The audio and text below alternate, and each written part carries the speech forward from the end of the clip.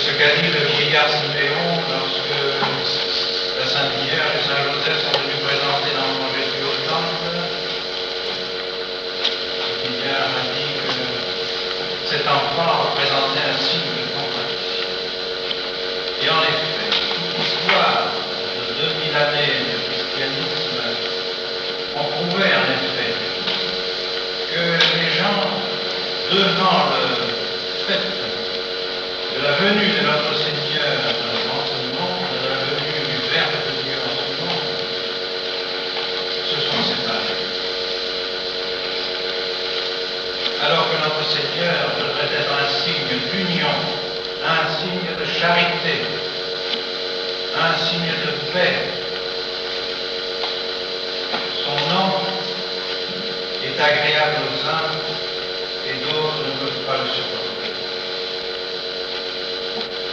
Et la fête d'aujourd'hui en est une preuve, car si nous fêtons le dimanche dans le cadre de cette messe, nous fêtons aussi, vous avez pu le remarquer par la mémoire qui a été faite, nous fêtons Saint-Étienne. Et demain, nous serons les Saints Innocents, puis Saint Jean. Or, je pense que l'Église a voulu, marquée par ces fêtes qu'elle a approchées de la nativité de notre Seigneur, elle a voulu montrer que les âmes ont versé leur sang pour notre Seigneur Jésus-Christ. Un diacre, des enfants innocents et un apôtre, un prêtre. Saint-Étienne, c'est l'Évangile qui nous dit, sont les actes des apôtres qui nous disent. Saint-Étienne était plenus spiritus sancto et fortis divine. Main du Saint-Esprit, rempli du Saint-Esprit et de force. Il proclamait sa foi en notre Seigneur Jésus-Christ avec un courage exceptionnel. C'est ce qu'il avait fait remarquer par les apôtres. Et lorsque les apôtres ont eu besoin de se faire aider par des diacres, ils ont pensé à Saint-Étienne. Il fut le premier parmi les 7 qui furent choisis. Parce que sa parole produisait des merveilles, les gens se convertissaient et il accomplissait des prodiges extraordinaires. Mais évidemment, cela ne plaisait pas à ceux qui s'opposaient à notre Seigneur Jésus-Christ et qui ne voulaient pas que se développe cette soi-disant secte qui faisait des ravages dans Jérusalem. Et hélas, parmi ceux qui étaient les plus opposés à Saint-Étienne se trouvait un jeune homme qui s'appelait Paul et qui en ce temps-là poursuivait les chrétiens, amenait en prison hommes, femmes, tous ceux qui croyaient en notre Seigneur Jésus-Christ et qui professaient leur foi. Saul était chargé de les prendre, de les emprisonner. Et voici que devant le fait de cette prédication magnifique de Saint-Étienne, les prêtres et les princes des prêtres s'émeuvent et l'envoient requérir le requiert pour également empêcher sa prédication. On réunit un grand conseil. Il est vraiment incroyable de penser que ces hommes, c'est ce que disent les actes des apôtres, ceux qui entouraient Saint-Étienne, voyaient en lui la face d'un ange. Intendentes videvant faciemment, disent les actes des apôtres. Intendentes, ils le regardaient avec attention, ils étaient stupéfaits, et ils voyaient en lui la face d'un ange. Par conséquent, ils auraient dû se convertir et se dire, mais comment serait-il que cet homme, ce jeune homme, si ardent à défendre la foi, soit rayonnant comme un ange? C'est donc que la vérité est en lui, est avec lui. Mais non, au contraire, il n'en était que plus furieux contre lui.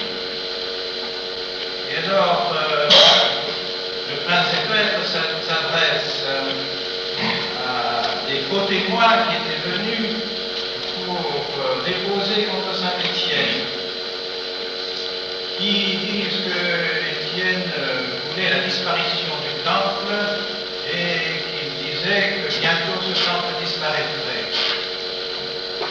Et ensuite, le prince des prêtres s'adressant à saint Étienne lui dit: est-ce que ces choses qu'il vient de dire sont vraies?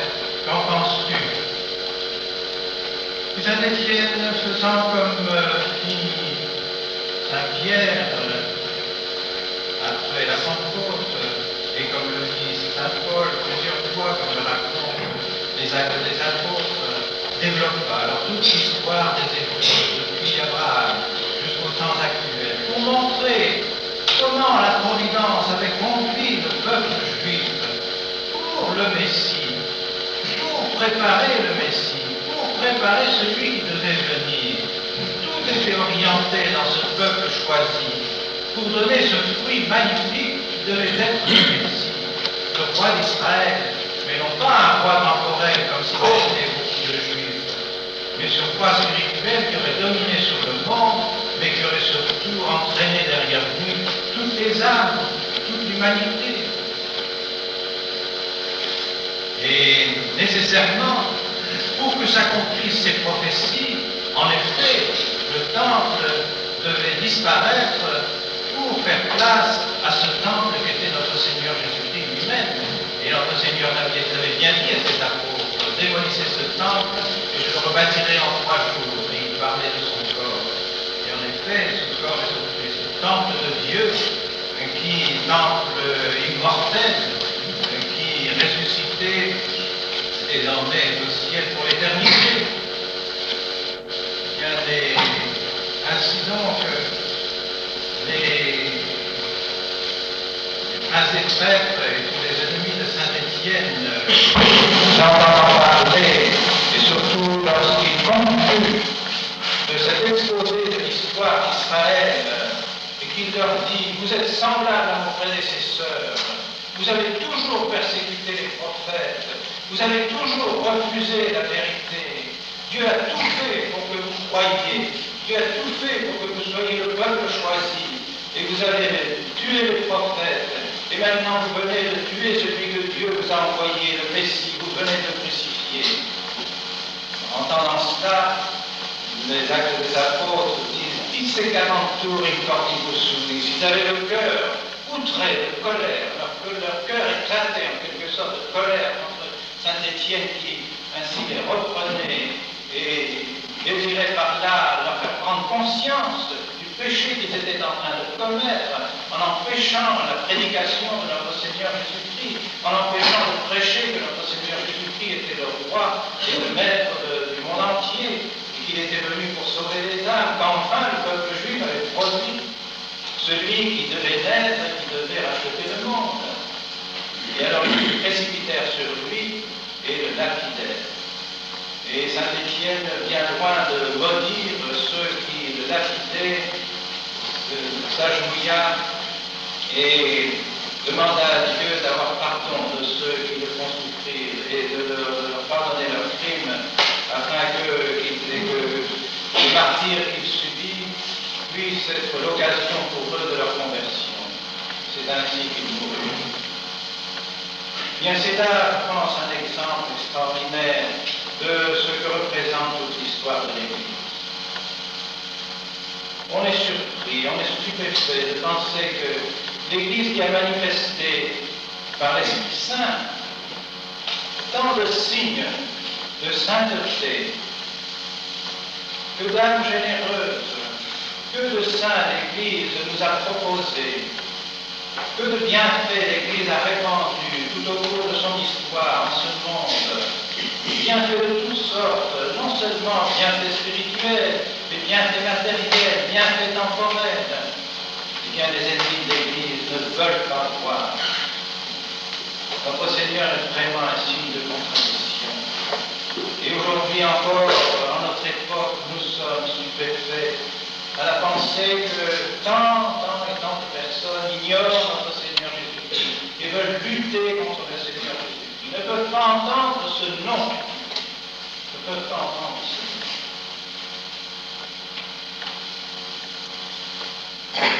Et c'est un fait que ce nom de notre Seigneur, que signifie-t-il? Pourquoi cette opposition à notre Seigneur Jésus-Christ? Parce que notre Seigneur nous demande de pratiquer sa loi. Notre Seigneur est exigeant dans ce qu'il demande, c'est vrai. Sa loi d'amour est une loi exigeante. Notre Seigneur veut que nous aimions et nous demande d'aimer. Vous serez mes disciples si vous observez mes commandements. Nous viendrons en vous et nous ferons notre demeure en vous dans la mesure où vous pratiquez nos commandements. C'est-à-dire, commandement d'amour, l'amour de Dieu, l'amour du prochain. Mais il nous semblerait que ça devrait être facile, très simple. Et non, cet amour est très exigeant. Si l'on aime Dieu, on ne peut plus s'aimer soi-même. On ne peut plus rechercher ses propres satisfactions. On doit d'abord obéir à Dieu, rechercher Dieu, l'adorer, le remercier. Et vous voyez, aujourd'hui encore, dans les États qui nous entourent, même ici même, dans tous les États actuels, ces États que l'on dit soi-disant chrétiens, soi-disant catholiques, dans tous ces États, est-ce que l'on obéit à la loi de notre Seigneur? Au contraire, depuis quelques années, on a admis dans les législations modernes des choses qui vont directement à l'opposé des lois de notre Seigneur Jésus-Christ. Notre Seigneur Jésus-Christ nous demande de nous aimer. Et des lois sont imposées dans les législations pour tuer les autres, pour tuer notre prochain. Toutes ces lois qui sont contraires à la législation de notre Seigneur sur le mariage, ces lois d'avortement, ces lois de la contraception, toutes ces lois sont contraires à la loi de Dieu, contraires à la loi de notre Seigneur. Ces lois du divorce. Et que seuls on pourrait les énumérer ainsi. Ces législations qui vont à l'encontre de la loi de notre Seigneur. Et si nous avons le malheur d'élever notre voix et de dire mais ceci est contraire à notre Seigneur Jésus-Christ, contraire à notre sainte religion, contraire aux lois d'amour que Jésus est venu nous apporter, alors on nous accuse de faire de la politique. On nous accuse d'être contre la société civile, contre les États qui sont les maîtres et qui ont le droit d'édicter des lois sans avoir besoin d'avoir recours au sacerdoce, aux prêtres, à l'Église. Eh bien non, nous continuerons à prêcher notre Seigneur Jésus-Christ. Nous continuerons à dire que ces hommes doivent se soumettre à la loi de notre Seigneur Jésus-Christ, qui n'ont pas le droit de faire des lois qui sont contraires à celles de notre Seigneur. Et qu'en faisant cela, ils détruisent la société. En faisant cela, ils détruisent les âmes qui devraient être des âmes soumises à notre Seigneur Jésus-Christ. Aussi, nous devons continuer à suivre l'exemple de ces martyrs, de Saint Étienne qui n'a pas hésité à proclamer sa foi en Jésus de Nazareth. Et c'est ce nom de Jésus de Nazareth qui a crispé les cœurs de ses adversaires et qui ont fait qu'ils se sont précipités sur lui. C'est ce que disaient aussi les princes des prêtres à Pierre et aux apôtres lorsqu'ils prêchaient notre Seigneur. Ne parlez plus au sujet de ce nom. Taisez-vous au sujet de notre Seigneur Jésus-Christ. Voilà ce qu'on voudrait nous faire dire. On voudrait qu'on se taise, qu'on ne parle plus de notre Seigneur. Alors nous serons bien vus de la société. Nous serons bien vus des ennemis de l'Église. Eh bien non, nous ne tairons pas le nom de notre Seigneur Jésus-Christ, car il est notre salut. Il est notre sauveur, il est notre grand frère, il est notre roi, et il n'y a pas de roi pour aller au ciel en dehors de lui. Alors nous continuerons à prêcher notre Seigneur, quoi qu'il arrive. Et si aujourd'hui nous sommes persécutés, même ici, dans cette maison, si nous sommes persécutés, c'est parce que nous prêchons le règne social de notre Seigneur Jésus. Nous ne faisons pas d'illusions. Pourquoi cette tempête contre école?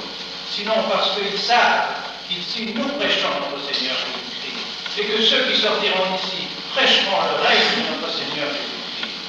Alors les rois et les princes de ce monde tremblent, parce qu'ils ne veulent pas entendre parler de notre Seigneur Jésus-Christ, parce que notre Seigneur les condamne. Eh bien, nous continuerons malgré tout, malgré les persécutions, dussions-nous être martyrisés comme l'ont été ceux qui ont professé notre Seigneur Jésus-Christ, eh bien, nous continuerons toujours à prêcher celui qui est notre roi, celui qui est notre seul salut. Nous demandons particulièrement aujourd'hui à Saint Étienne, lui qui n'a pas hésité à donner sa vie pour prêcher notre Seigneur, qu'il mette dans nos cœurs ce courage de prêcher notre Seigneur Jésus-Christ